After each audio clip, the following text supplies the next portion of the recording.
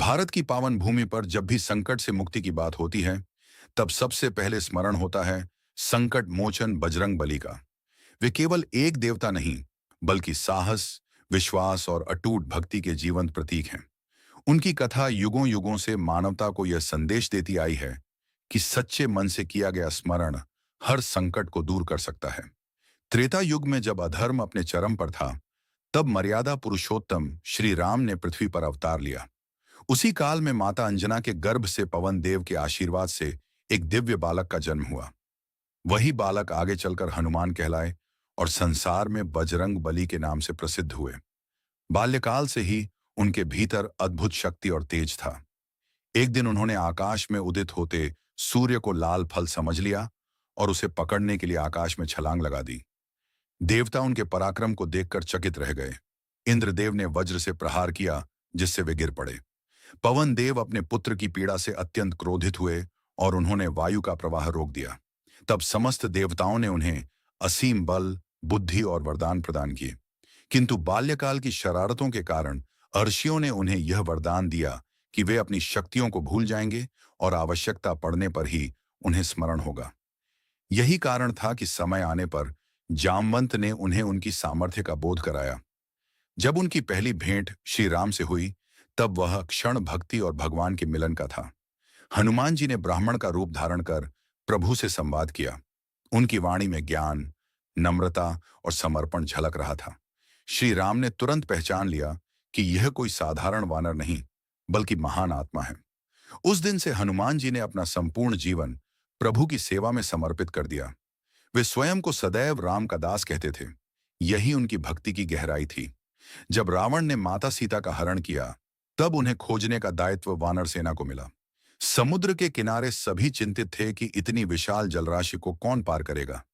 तब जामवंत ने हनुमान जी को उनकी शक्ति का स्मरण कराया। जैसे ही उन्हें अपनी शक्ति याद आई, उनका स्वरूप विराट हो गया। उन्होंने जय श्री राम का उद्घोष किया और एक ही छलांग में समुद्र पार करने का निश्चय किया। समुद्र पार करते समय अनेक बाधाएं आईं। सुरस्सा ने उनका मार्ग रोका, सिंहिका ने उन्हें पकड़ने का प्रयास किया, परंतु अपनी बुद्धि और धैर्य से उन्होंने सभी बाधाओं को पार किया। यह केवल शारीरिक शक्ति नहीं थी, बल्कि विवेक और संयम का भी प्रमाण था। लंका पहुंचकर उन्होंने अशोक वाटिका में माता सीता को खोज निकाला।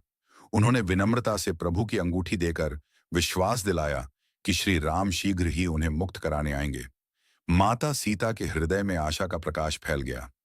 रावण के दरबार में जब उन्हें बंदी बनाकर लाया गया, तब भी उनके चेहरे पर भय नहीं था। उन्होंने सत्य का साथ दिया और अधर्म को चेतावनी दी। जब उनकी पूंछ में आग लगाई गई, तब उन्होंने उसी अग्नि से पूरी लंका को जला डाला। यह केवल शक्ति का प्रदर्शन नहीं था, बल्कि अन्याय के विरुद्ध साहस का प्रतीक था। युद्ध के समय जब लक्ष्मण मूर्छित हो गए, तब संजीवनी बूटी लाने का कार्य हनुमान जी ने किया। वे हिमालय पहुंचे, परंतु बूटी पहचान न सके। तब उन्होंने पूरा पर्वत ही उठा लिया और समय पर लक्ष्मण के प्राण बचाए। यह घटना उन्हें सच्चे अर्थों में संकट मोचन सिद्ध करती है। हनुमान जी की विशेषता यह थी कि वे हर कार्य का श्रेय प्रभु को देते थे। उन्होंने कभी अपने बल का घमंड नहीं किया। यही विनम्रता उन्हें महान बनाती है। उनकी पावन कथा हमें सिखाती है कि संकट चाहे कितना भी बड़ा क्यों न हो, यदि मन में विश्वास और हृदय में भक्ति हो, तो हर समस्या का समाधान संभव है। लंका विजय के पश्चात जब श्री राम अयोध्या लौटे, तब संपूर्ण नगर आनंद और उल्लास से भर उठा। राज्याभिषेक का शुभ अवसर आया। चारों ओर दीप जल रहे थे, पुष्प वर्षा हो रही थी और राम राज्य की स्थापना का उत्सव मनाया जा रहा था। इस दिव्य क्षण में भी एक महापुरुष ऐसे थे जिनके हृदय में न तो गर्व था और न ही किसी प्रकार की इच्छा। वे थे संकट मोचन हनुमान। जब प्रभु ने अपने सभी सहयोगियों को सम्मानित किया, तब हनुमान जी को भी बुलाया गया। माता सीता ने उन्हें स्नेहपूर्वक मोतियों की माला भेंट की। सभा में उपस्थित सभी लोग प्रसन्न थे, परंतु हनुमान जी ने उस माला के मोतियों को एक एक कर तोड़ना प्रारंभ कर दिया। लोगों को आश्चर्य हुआ। उन्होंने विनम्र स्वर में कहा कि मैं हर वस्तु में अपने प्रभु का दर्शन करना चाहता हूं। यदि उसमें राम का नाम नहीं, तो वह मेरे लिए व्यर्थ है। यह सुनकर पूरी सभा भाव विभोर हो उठी। यह प्रसंग उनकी पावन भक्ति का प्रमाण है। वे हर क्षण राम नाम में लीन रहते थे। उनका विश्वास था कि संसार की सबसे बड़ी शक्ति ईश्वर का स्मरण है। समय बीतता गया। अयोध्या में धर्म और न्याय का राज्य स्थापित हुआ। परंतु हनुमान जी सदैव सजग रहे। वे केवल युद्ध के नायक नहीं, बल्कि शांति के भी रक्षक थे। वे प्रजा की रक्षा करते, उनके दुख दूर करते और हर संकट में सहायक बनते। एक कथा के अनुसार एक बार किसी भक्त ने संकट में पड़कर हनुमान जी का स्मरण किया। उसी क्षण उसे साहस और मार्गदर्शन प्राप्त हुआ। यह घटना दर्शाती है कि संकट मोचन केवल त्रेता युग तक सीमित नहीं, बल्कि हर युग में अपने भक्तों के साथ है। हनुमान जी की एक और विशेषता उनका विनम्र स्वभाव था। वे अपनी शक्ति का कभी प्रदर्शन नहीं करते थे। जब भी उनसे उनके पराक्रम के विषय में पूछा जाता, वे कहते कि यह सब प्रभु की कृपा है। यही समर्पण उन्हें महान बनाता है। कालांतर में जब श्री राम ने पृथ्वी से विदा लेने का निश्चय किया, तब हनुमान जी का हृदय व्याकुल हो उठा। वे प्रभु से अलग नहीं होना चाहते थे।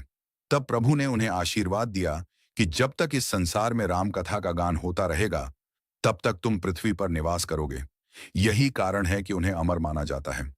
कलयुग में भी हनुमान जी की महिमा अपरंपार है। भक्त विश्वास करते हैं कि जो सच्चे मन से उनका स्मरण करता है, उसके जीवन से भय, बाधा और संकट दूर हो जाते हैं। हनुमान चालीसा का पाठ मन को स्थिरता और शक्ति प्रदान करता है। उनकी पावन कथा हमें यह सिखाती है कि संकट जीवन का हिस्सा है, परंतु उनसे घबराना नहीं चाहिए। यदि मन में श्रद्धा और हृदय में विश्वास हो, तो हर कठिनाई का समाधान मिल जाता है। हनुमान जी का जीवन सेवा, साहस और त्याग का संदेश देता है। वे बताते हैं कि सच्ची भक्ति केवल शब्दों में नहीं, बल्कि कर्म में प्रकट होती है। जब हम अपने कर्तव्यों को ईश्वर को समर्पित कर देते हैं, तब जीवन स्वयं पवित्र हो जाता है। संकट मोचन बजरंग बली की यह पावन कथा आज भी करोड़ों लोगों के लिए प्रेरणा है। उनका नाम लेते ही मन में ऊर्जा और साहस का संचार होता है। संकट मोचन बजरंग बली की पावन कथा का अंतिम और सबसे गूढ़ पक्ष उनका आध्यात्मिक स्वरूप है। वे केवल एक महाबली योद्धा नहीं, बल्कि भक्ति, विश्वास और आंतरिक शक्ति के सर्वोच्च प्रतीक हैं। उनका जीवन यह सिद्ध करता है कि जब मनुष्य पूर्ण समर्पण के साथ ईश्वर का स्मरण करता है, तब वह स्वयं दिव्य शक्ति का माध्यम बन जाता है। हनुमान का व्यक्तित्व हमें यह सिखाता है कि सच्चा संकट मोचन वही है जो पहले अपने भीतर के भय और दुर्बलताओं को जीत ले। उन्होंने अपने जीवन में कभी अहंकार को स्थान नहीं दिया। चाहे लंका दहन हो या संजीवनी पर्वत उठाना, उन्होंने हर कार्य को प्रभु की कृपा माना। वे कहते हैं कि देह से मैं दास हूं, मन से मैं भक्त हूं और आत्मा से मैं अपने प्रभु के साथ एक हूं।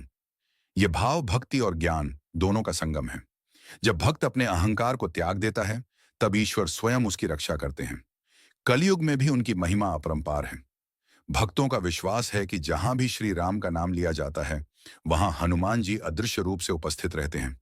वे अपने भक्तों की पुकार सुनते हैं और समय आने पर सहायता करते हैं। हनुमान चालीसा और सुंदरकांड का पाठ आज भी करोड़ों लोगों के जीवन में आशा और साहस का संचार करता है। जब व्यक्ति निराशा में डूब जाता है, तब बजरंग बली का नाम उसे मानसिक शक्ति प्रदान करता है। यह केवल आस्था नहीं, बल्कि सकारात्मक ऊर्जा का अनुभव है। उनकी कथा हमें यह भी सिखाती है कि संकट जीवन का अंत नहीं, बल्कि परीक्षा है। जैसे समुद्र पार करते समय अनेक बाधाएं आईं, वैसे ही जीवन में भी चुनौतियां आती हैं।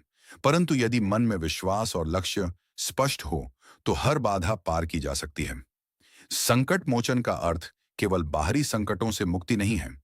इसका अर्थ है मन के भय, क्रोध, लोभ और मोह से भी मुक्ति।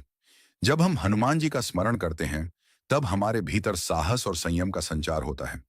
उनकी पावन कथा हमें यह संदेश देती है कि सेवा और समर्पण ही सच्चा धर्म है। उन्होंने कभी अपने लिए कुछ नहीं मांगा। उनका एकमात्र उद्देश्य प्रभु की सेवा था। यही निस्वार्थ भाव उन्हें युगों युगों तक अमर बनाता है। आज के युग में जब मनुष्य तनाव और अस्थिरता से घिरा रहता है, तब बजरंग बली की कथा उसे आंतरिक स्थिरता प्रदान करती है। यदि हम भी उनके जीवन से प्रेरणा लेकर साहस, श्रद्धा और समर्पण को अपनाएं, तो हमारा जीवन भी प्रकाशमय हो सकता है।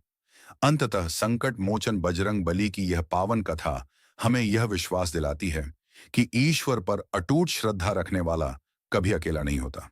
हर कठिनाई के पीछे एक सीख छिपी होती है और हर अंधकार के बाद प्रकाश अवश्य आता है।